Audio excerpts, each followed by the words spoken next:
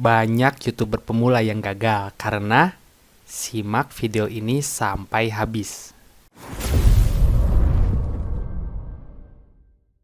Assalamualaikum warahmatullahi wabarakatuh. Saya Eriana Reza. Di video kali ini saya akan membahas kenapa banyak YouTuber pemula yang gagal. Tentunya yang akan saya bahas ini merupakan hal yang fundamental karena sukses itu ada polanya dan gagal pun ada polanya. Dan di video kali ini saya akan membahas pola gagal seperti apa yang banyak dilakukan oleh YouTuber pemula sekaligus solusinya. Jadi pastikan kalian simak video ini sampai habis agar tidak gagal paham. Sebelum kita masuk kepada pembahasannya, ada yang jauh lebih penting, yaitu kalian subscribe dulu channel ini. Oke, kita lanjut kepada pembahasannya. Baik teman-teman, sebelum kita kepada solusinya, tentunya kita harus tahu dulu kenapa banyak YouTuber pemula yang gagal. Jadi kita lihat, banyak YouTuber pemula yang gagal karena yang pertama itu adalah karena salah mindset. Dan ini adalah yang paling mendasar dan paling fundamental. Simptom yang dirasakan atau hal-hal yang dirasakan ketika mindset kita salah satunya adalah tidak punya tekad yang kuat, merasa gaptek, malas upload, dan lain sebagainya. Tentunya ini hal yang sangat mendasar. Malas upload, merasa gaptek, atau tidak punya tekad yang kuat, itu sumbernya adalah dari kesalahan mindset ya. Jadi untuk hal yang pertama ini, sebelum kalian melanjutkan untuk membangun channel YouTube, kalian temukan dulu faktor why-nya. Kenapa saya harus bermain YouTube ya. Jadi terserah teman-teman, mau karena memang nyari uang atau karena ada hal yang lainnya, berbagi misalnya, terserah. Tapi faktor why-nya teman-teman temukan dulu dan harus bulat di situ. Oke? Faktor gagal kedua adalah bingung kehabisan ide konten ya. Hal ini biasanya karena tidak ada konsep yang jelas ya. Misalnya dalam membangun konten, teman-teman tidak menentukan dulu teman-teman mau membangun channel seperti apa. Ini biasanya akan kebingungan nanti ke depannya. Konten seperti apa yang harus dibangun dan lain sebagainya ya. Kemudian yang kedua, karena ikut-ikutan. Ini biasanya terjadi karena kita melihat hal-hal yang sedang tren ya, yang sedang ramai. Terus kita ikut-ikutan. Misalnya di tahun-tahun yang lalu sempat booming tuh. Misalnya channel Omi TV yang Vicky Naki. Mungkin untuk beliau itu pas karena memang aktivitasnya di sana dan keahliannya di sana. Sedangkan itu tidak berlaku untuk orang lain ya. Jadi hati-hati, ini juga bisa menjadi jebakan. Seperti pepatah mengatakan, apa yang kau tanam itu pula yang akan kau tuai. Jadi kalau teman-teman hanya coba-coba, ya mungkin hasilnya juga akan coba-coba ya. Jadi untuk nomor 2 ini solusinya adalah perjelas konsep channel kalian ya. Dan detailnya nanti akan dijelaskan. Kemudian yang ketiga, terjebak algoritma. Dan ini bahaya kalau tidak paham pola ya. Nanti akhirnya akan salah fokus. Teman-teman tidak akan fokus kepada membangun channel, tapi akan terfokus kepada viewers dan subscribers. Percayalah, itu jebakan. Bukan tidak penting untuk memahami algoritma YouTube ya. Itu hanya digunakan sebagai patokan kita untuk channel kita berkembang lagi. Dan solusinya seperti apa? Akan dijelaskan selanjutnya. Oke, next. Nah ini khusus untuk teman-teman pemula. Pahami dulu YouTube bisnis cycle-nya ya, atau pola bisnis YouTube-nya seperti apa. Di sini yang berperan ada 4 pihak. Yang pertama ada YouTube itu sendiri sebagai pengelola. Kemudian yang kedua ada penonton. Yang ketiga ada pengiklan. Dan yang keempat ada konten kreator. Nah kita ini kedudukannya di mana nih? Itu tentukan dulu. Kalau kita sebagai konten kreator, dudukan kita sebagai konten kreator.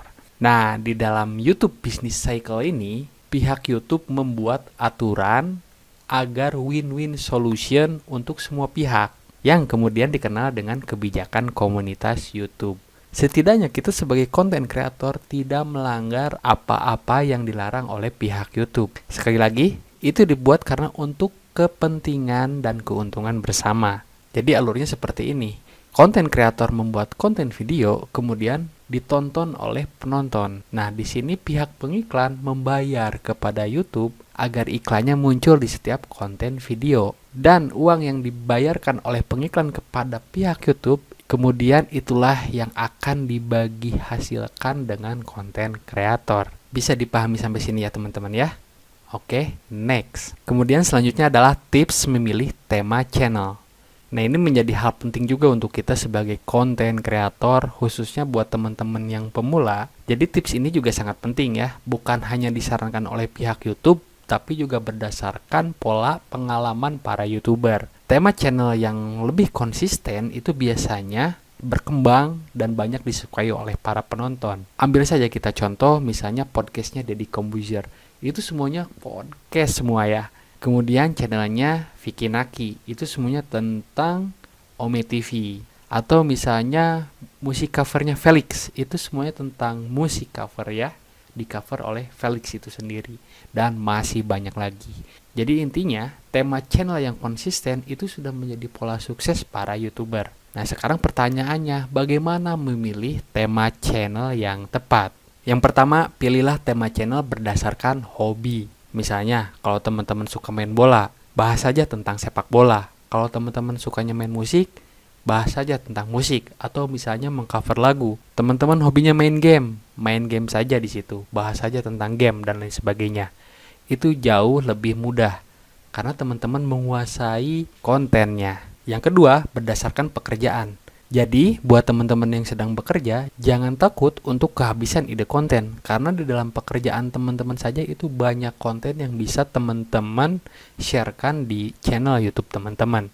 Misalnya, pekerjaan teman-teman adalah sebagai seorang guru atau pengajar, teman-teman bisa membuat konten tentang mata pelajaran yang teman-teman ampu ya. Atau teman-teman misalnya sebagai seorang pegawai PNS yang bekerja di dinas misalnya, teman-teman bisa membagikan suasana di kantor atau membagikan info-info yang ada di kantor kepada masyarakat melalui YouTube pribadi teman-teman. Dan yang ketiga adalah berdasarkan skill. Misalnya teman-teman jago di desain misalnya, atau teman-teman jago di Excel. Teman-teman bisa membuat tips dan trik atau tutorial tentang skill yang teman-teman kuasai. Dan nanti di akhir saya akan berikan contoh channel yang berdasarkan hobi, pekerjaan atau skill yang sangat mudah dibuat dan menghasilkan banyak subscriber dan viewers. Dan tentunya ini akan berdampak kepada dolar yang akan teman-teman dapatkan. Oke, kita lanjut. Dan ini adalah tips bagi teman-teman yang baru mulai main YouTube ya. Yang pertama, rutin upload video. Teman-teman upload saja 10-30 video tanpa memperdulikan kualitas terlebih dahulu, maksimalkan saja yang teman-teman bisa. Kalau belum punya kamera atau belum punya peralatan yang lengkap, teman-teman bisa menggunakan smartphone saja. Yang kedua, hiraukan viewers dan subscriber terlebih dahulu ya. Ini khusus untuk pemula. Karena viewers untuk subscriber nanti untuk membantu kita mengembangkan channel kita selanjutnya. Dan yang ketiga, fokus kepada satu tema konten dan konsisten. Dan ini teman-teman contoh video sebagai gambaran kepada teman-teman betapa mudahnya membuat konten berdasarkan hobi, pekerjaan atau skill ya teman-teman ya. Kita lihat di sini saya akan ambil contoh dari channelnya Endri Service ya. Di sini beliau konten-kontennya tentang servis elektronik.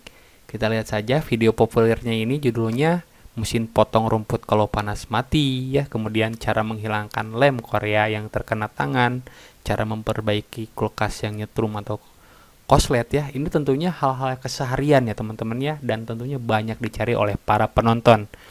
Terus apakah video ini monetisasi? Kita bisa cek teman-teman ya.